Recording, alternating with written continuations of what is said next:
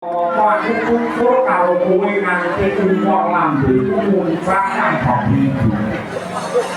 Ning malam dunia pas dapat bakal bisa ora sing kok ora sing bokakan.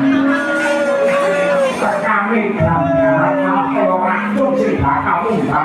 kan juru marang diri aku dadi wong eling neng dunia iki sing santai papat dan paling neng dunia sing santai papat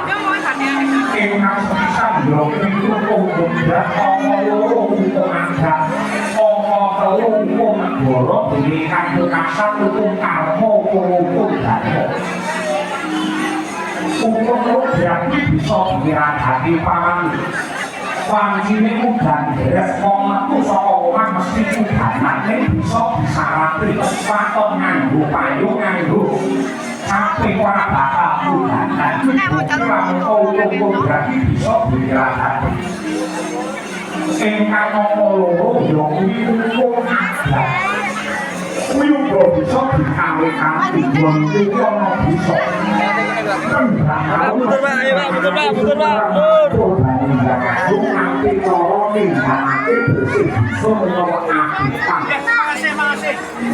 Saben suliran mesti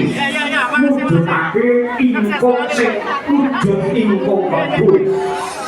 nanging gandeng kebun ki larang regane mula kebun mau bisa disalini nganggo tuntut gedang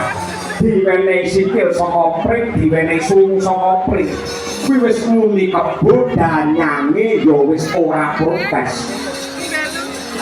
dene kang angka 3 ya hukum negara kuwi saya gampang disiasati saya-saya hukum negara Ngastina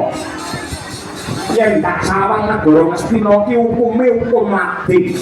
lading yen munggah ketul yen mudhun kuwi landhep tegese sing ana dhuwur ora bakal bisa kejama hukum mergo lading yen munggah ketul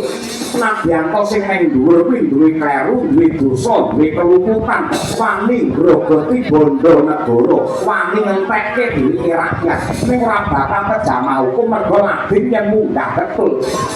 ning kosok baline lading yang munggah ketul yang mudhun landhep tegese hukum negara Ngastina mung nggembelek karo rasane wong cilik apa kira-kira kapribadenmu rasamu ora mesake karo wong cilik wis wong cilik omahe ndelik lingguhe dingklek dimari ublek yen geger keculik dhisik digebuki nganti mendelik kuwi wong cilik ning sing pungkasan Duryudana sing pungkasan ya kuwi hukum karma hukum dharma kuwi hukum ing tumindak sapa nandur bakal nunduk sing utang bakal nyaur sing dandake bakal ngenduk gandeng tanduramu babakan sing ala babakan sing nista yen nganti ana welake Bathara kok tampa aja sambat karo sapa-sapa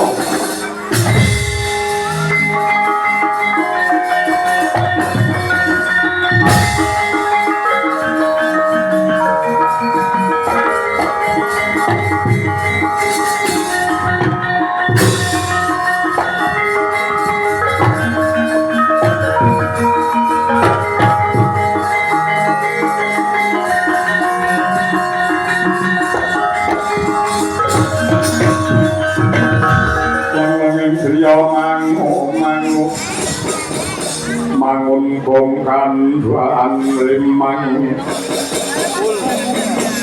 leleno tanpa kaanding